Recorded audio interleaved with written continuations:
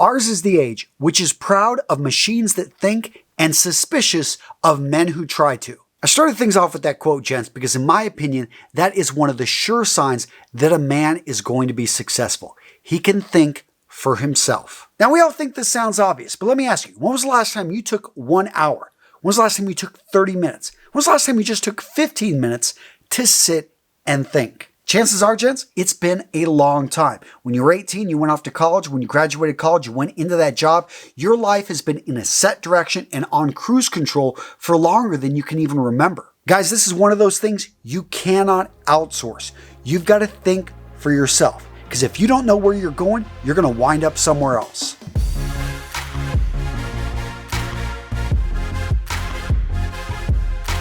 The next time you're going to be successful this year, you take full responsibility for your life, both the successes and the failures. Now, when it comes to success, everyone wants to claim it as their own. Success has tons of fathers, but when it comes down to failure, crickets, an orphan. No one wants to claim a failure as theirs. They want to put the blame on other people, and I get it. Some things are outside of your control.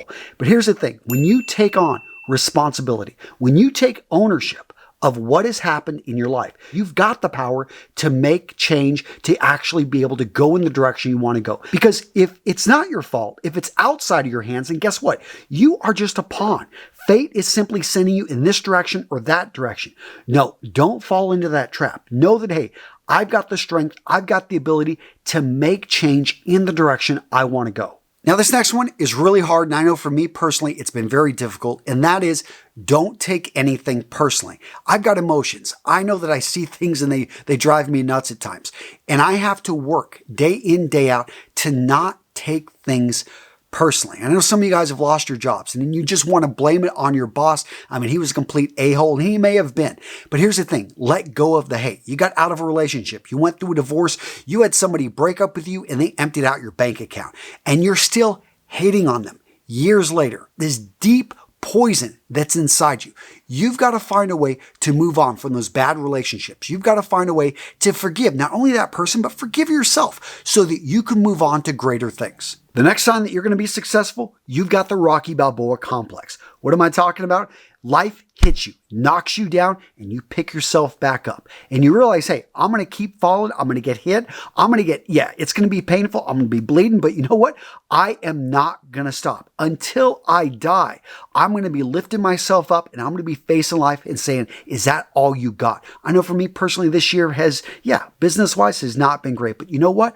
I'm excited about this coming year. I'm excited about the year after that. I'm excited about my future. I deep down know that I'm going to give it everything I got and that I'm going to become a stronger person at the end of this. Now, tied with that, I want you to embrace the suck. And this is a term that we used in the Marine Corps, and it was anytime there was something you did not want to do. Yes, you're at the edge of the swamp and you've got to go grab a boat and bring it in. They're looking for a volunteer. Every leader is immediately stepping forward. I will do it. No, I'm going to do it. People are fighting to go into that cold swamp to go get the boat to be able to bring it to keep everyone else dry.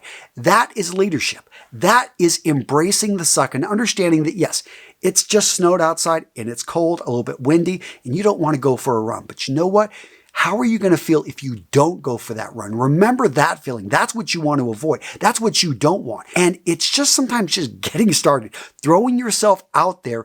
You will feel so much better for doing it. And speaking of getting started, if you are a self-starter, you have initiative. You're the guy out there making things happen. You are someone that, you don't need to be told what to do. You see a problem and you find a solution.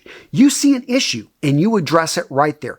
That type of person is going to find success. People will take notice, especially in a small company. In a big company, you're going to move up. This is something that over time is going to yield big returns on your career. So I think it was Mark Twain that said, what gets us into trouble is not what we don't know. It's what we know for sure that just ain't so. My point, gentlemen, don't assume. When you assume, you make an ass out of you and me. Now, that last one, I can't give credit to Mark Twain. My mom would always say this to me, and I absolutely love it because anytime you assume that they don't like you or that you didn't do well, here's the thing. You are making a decision based off emotion that doesn't really have any base in logic. How about ask them? point blank, do we have an issue with our relationship? Find out for sure how you did versus assuming that you failed something. Always take a step back.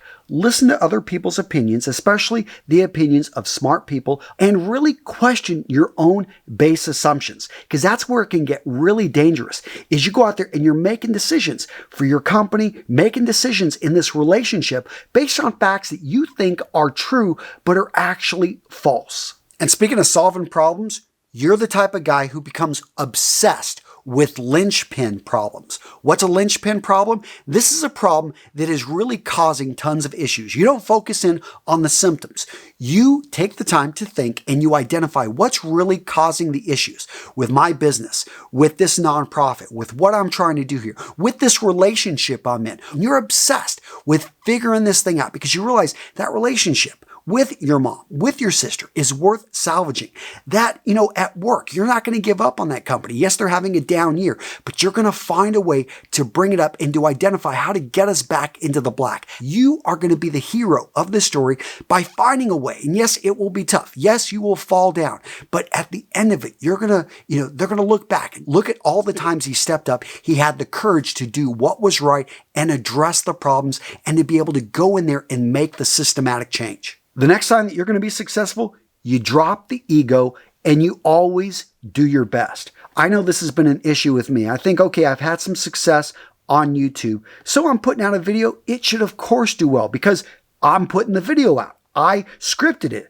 I came up with the idea. It's my thing. It should do well because I've got millions of subs. Guess what? That video tanks. I didn't do my research. I maybe didn't approach the video with a lot of passion. I didn't bring in any creativity, so it's going to fail. So many times in life, we approach things on cruise control. We just think because of our experience, 20 years, because of our position, we're the CEO, we're the CFO, we're the vice president, whatever it may be, we think that somehow that's going to carry into what we produce. And we're not doing the work. You need to leave the ego out and you need to do the work and earn your place every single day. The next time that you're going to be successful, you find inspiration in your work, no matter what you're doing. So this is a story of this traveler going by and he sees 3 men working. He asks the first one, "What are you doing?" He says, "I'm laying bricks." He asks the next guy, "What are you doing?" "I'm building a church." He asks the third guy, "What are you doing?"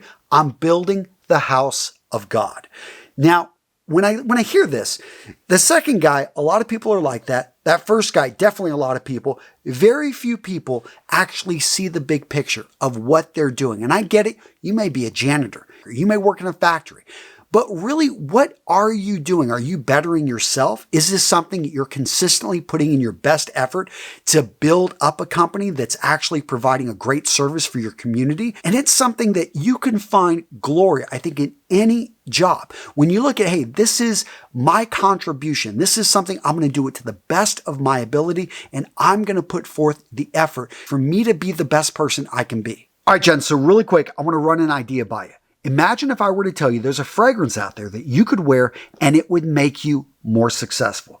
What would you say? Probably, Antonio, that's a bunch of BS. This stuff is real. So over the last few years, I kept seeing this research pop up again and again that certain notes would make people more alert, would make people more awake, would actually help them stay more focused, would make them so that they would be more relaxed. And I realized that smell can have a very powerful effect on our brain. And then I realized, you know what? You can condition yourself when you smell something to think a certain way. And guess what, guys? We're working on this with our new fragrance line. We're going to have courage, honor, and commitment. These fragrances right here, I know honor, courage, commitment for those guys that served in the Marine Corps, the Navy, those were our core values. These fragrances are going to be crowd pleasers. Amazing fragrances that you're going to absolutely love. What's going to separate this fragrance line from all the other ones out there is we're going to have a conditioning sequence. We're going to have a course that you take along with the fragrances as you smell them so that you can condition yourself to be more honorable, to be more committed, to be the man that you know yourself to be, to have the courage to be able to, present in front of your boss's boss and to be able to do what you know is right. Guys, if you can't tell, I'm excited about this project because so many of you guys out there are not leveraging the power of scent. You don't have a signature scent. So if you want to learn more about Mission Fragrances, check out the link down in the description. I've got an early bird list. I have updates I'm putting out. Guys, go check it out. I'm really proud of what we're going to be doing here. Go check it out. I will link to it down in the description. So what video to watch next? Gents, check out this video right here, the 11 skills that every man needs to know. Seriously, if you don't know these, how can you call yourself a man? Not just kidding. I'm not that mean, but I will say that these are great skills. I think every guy needs to know them. Do you? Go check it out. It's a good one.